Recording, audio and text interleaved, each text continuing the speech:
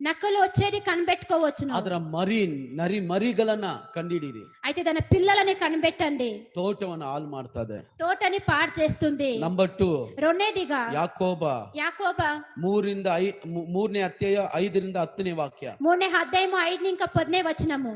ನಾಲಿಗೆ ಚಿಕ್ಕದು, నాలుక చిన్నది.